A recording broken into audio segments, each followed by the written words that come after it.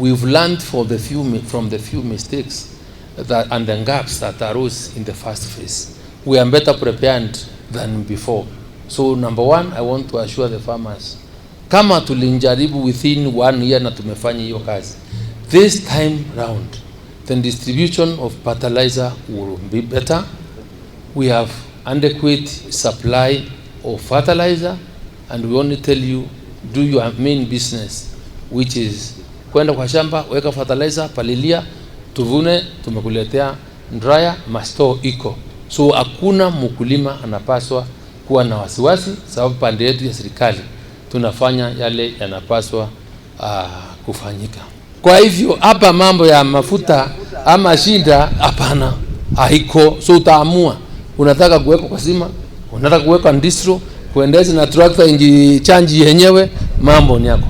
Lakini we have 100 dryers for the country, 100, na tunasipeleka pali mbali. Kwa hivyo let this information get the citizens of this country. Ukisikia mtu akisema injapatikana pande gani ya taifa, wewe niambie haijafika. We must be properly understood here that when government is putting in money is to cushion farmers from exploitation by whoever you are calling cartels or whoever it is. And we are not, sio lazima upeleke mahindi kwa National Cereals and Produce Board. Hapana, if you have a better price than the 4,000, uza huko. Right?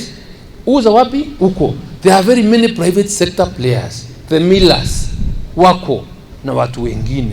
So mkulima tumeweka 4,000 kwa NSPB ili kama umekashwa na mambo ya kifedha na uwezi ngojea ama hawa makatero wananunua pesa chini, usiibiwe na hao wakora, peleka NSPB wachukue mahindi yako na waweke.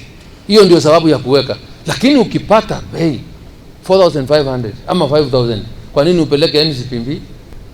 Mkulima wetu yule amekaswa na anataka kununua fertilizer na ana pesa ya kulipa ile component yake, lete NSPB kimote akulipe, alafu enda chukua fertilizer weka kwa shamba. And again we are also operationalizing the warehouse receipt system so that we have 17 certified warehouses in the country.